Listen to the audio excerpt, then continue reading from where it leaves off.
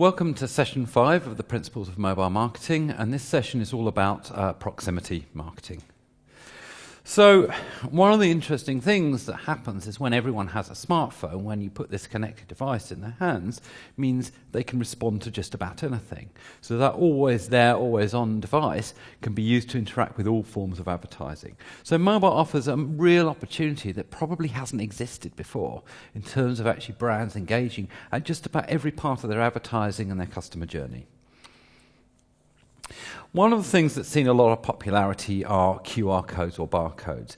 There are various formats available. You get the linear barcodes, which people use particularly for product scanning, and then within QR, or what we call QR itself, there's a whole variety of them. But the one that you see here is the most common one, which is a 2D data matrix code.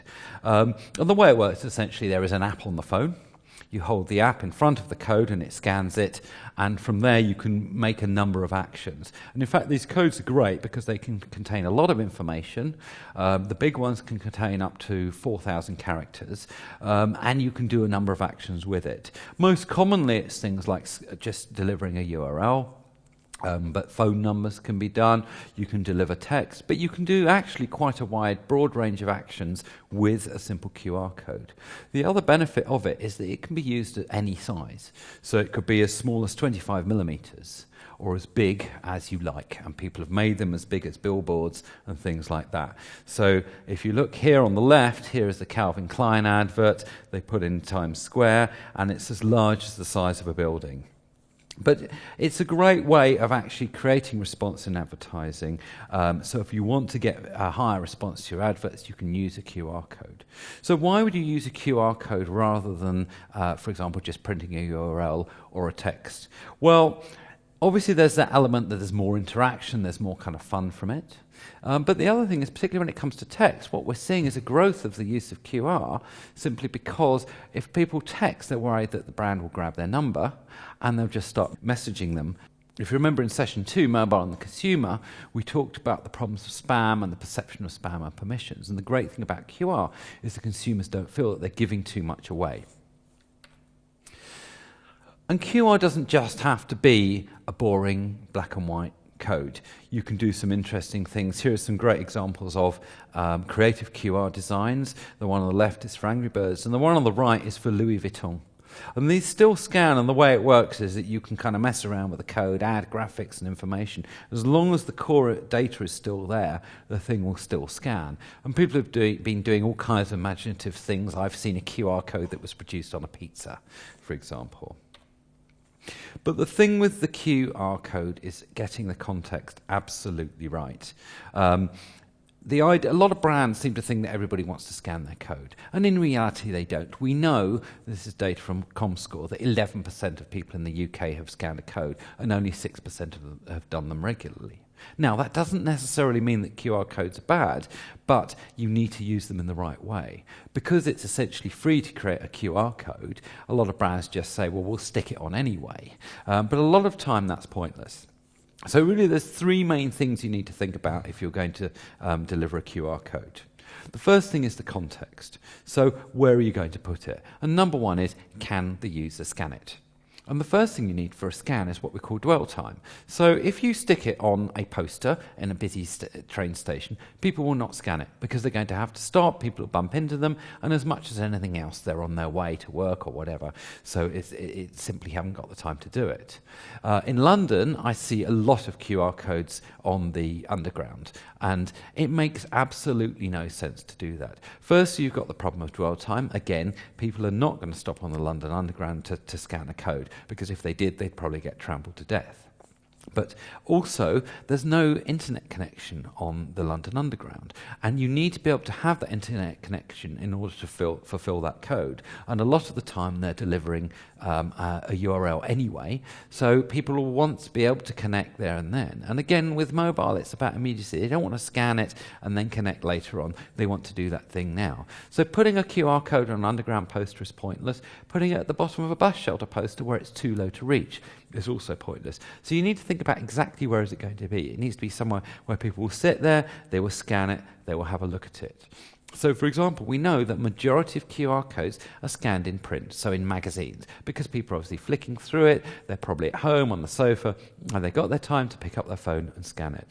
We've seen some success with OOH, so outdoor advertising, and also a certain amount of success with television advertising. So, for example, QR codes have been used within cookery programs, so you scan the code on the screen and it will take you to more information about that recipe. And where the benefit is greater than the effort in order to scan it, then people will certainly use QR codes.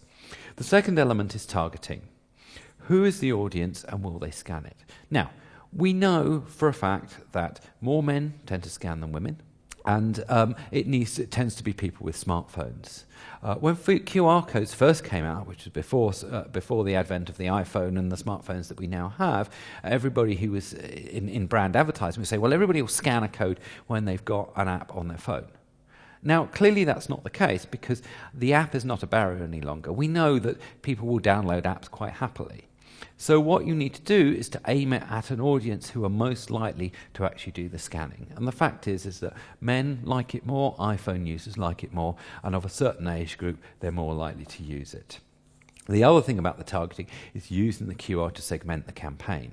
And the great thing, because it is essentially free to generate the code, you can generate as many different codes as you like, and you can put them on your different advertising, so you can actually identify where it's come from, you can track users' journeys, and you can track where you're getting the most successful results, and then refine the campaign and deliver something better on the second round.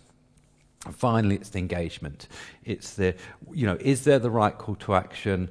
Is there the right destination that you're taking them to?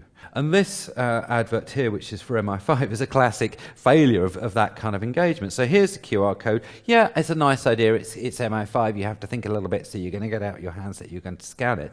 But they took them to a mobile site that was almost impossible to navigate through. So you need to make sure you're taken to the mobile destination, and you need to reward people. So in the US, there was a direct marketing, a clothing company who were on DRTV, Direct Response TV, and they used QR codes. And in scanning that code, it not only took you to the product page of the thing that you were looking at, but they also gave you an extra discount for making the effort to do that. Now, if you do all of those things, if you use it in the right context, in the right way, and target the right audience, then you will get a good response. Now, until recently, there actually weren't many really good examples of QR, but suddenly in the last year or so, there have been a few excellent applications where people have used QR really well. The first one, which has been quite widely talked about, was Tesco Home Plus in Korea. Now, they are not, Tesco are the biggest supermarket in the UK, but in Korea they're not. And they wanted to be bigger, but they didn't want to open any more stores. So what they did was to produce essentially a poster of their store, and they put it in their subway stations. Now, the thing in Korea is there is really good Wi-Fi everywhere, including the subway stations. So, of course, in scanning that code, people could actually redeem it. So the idea is rather than having to enter complex product numbers or information, you simply walked along this poster as if it was your supermarket, scanned in the code, and it added it to your shopping basket. You then obviously sent it off to Tesco Home Plus, paid through your shopping basket, and when you got home, they would deliver the goods. And it had a significant impact on Tesco Korea's sales. Interestingly, other people in the UK are now picking up on that idea, and John Lewis, for example, have recently piloted something in Brighton where you can scan products in the window of a Waitrose, and then they would deliver that product to the Waitrose the next day for you to collect. And similarly, eBay trialled something over Christmas in London where you could scan tags to collect your items through your shopping basket. Another really good campaign is one for Kellogg's. This was in the States, and this was all around their crunchy nut clusters, their breakfast cereal. And the concept was really, you can have breakfast at any time of the day. And they just put a QR code on there, and if you scan that code, it would tell you who else is having breakfast somewhere else in the world. So it was a kind of discovery idea. One of the key things about this is it has dwell time. Imagine you're sitting there, you're eating your cereal, and what are you doing? You're kind of looking around, you see something on the packet, and there's the QR code. You've got the time to scan it. And did it work?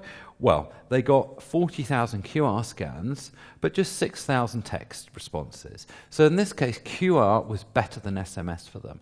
And a lot of it was a combination of discovery, intrigue, but also probably that issue about user permissions. Finally, Heinz, also in the US, used QR to promote their new packaging. They came up with a new eco-packaging, and this was particularly aimed at people who were in diners, in cafes, eating. So you'd be eating your lunch in a diner or whatever, and you'd see the QR code and you'd scan it. Well, 1 million people scanned their code. And it was so successful, they launched it again the second year, but this time it was to actually promote their chosen charity, and by scanning the code, it would actually take you to a donation page where you could make a gift to that charity. Another area that's particularly useful is mapping, and you can do some great things using the map functions of the phones. And it's about discovery, it's about discovering content. And you can do it through Google Places pages, but you can also build your own maps and customize them. But it's very important that when you're talking about mobile and location, the brands actually have ownership of their locations. And that means optimizing particularly their Google listings and their Places pages. Doesn't just have to be fancy QR codes or maps. SMS is a really good response mechanism for advertising, and it's been used for some time, and with text you can do all kinds of things. So you can text in, you can get a URL link back, you can get a brochure, you can do a text to call and things like that. And this is a good example from Tony and Guy, who did a very successful text campaign where you would text and you get 20% off your next order. And this campaign was segmented, so they knew exactly where they were getting the best responses and were able to optimize their campaigns accordingly. Bluetooth and Wi-Fi are slightly the poor cousins of the world of proximity marketing. Bluetooth was popular for a little while, but there were problems with users. Firstly, users didn't really understand what it was. Many people don't understand how to turn it on or off.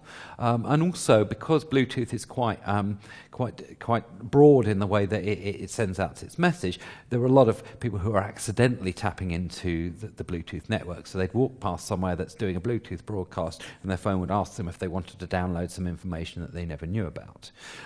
However, interestingly, Bluetooth is particularly popular in countries where there isn't such a good data connection. So, for example, in India, there's a vast range of handsets. Handsets are becoming increasingly popular, and they're using Bluetooth as a form of distribution because there isn't a very good 3G service. Similarly, Wi-Fi is something that's great when you don't have a data connection. And there's a number of good examples of how Wi-Fi can actually get user engagement. One of the best actually comes from the car rental company called 60, and that was in Germany. And what they did is they set up a number of Wi-Fi hotspots around an airport, and it was specifically to promote their car deals. So if you imagine, if you get off your flight at Frankfurt Airport, what's the first thing you're going to do? You're going to look for a Wi-Fi hotspot. You're probably going to be on roaming, and it's going to be very expensive, so you want to find a free Wi-Fi. So they gave people these free hotspots, but the really clever thing is, the name of the hotspot was the name of the advertising campaign. So it would actually say, rent a BMW 3 Series for €150 per week, or something like that. And that's a really clever use of Wi-Fi.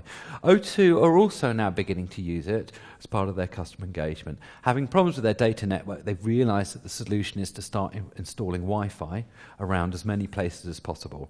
So they've started to put it into supermarkets and pubs and shopping centres. And not only that, they know where the Wi-Fi is, so they can be geo-targeted. So in other words, if you go into a particular shopping centre, if you connect to the Wi-Fi, they can actually announce an offer to you that you can then redeem there and then. And then we've got social location. We talked about social location a little bit in the ad formats in session 3.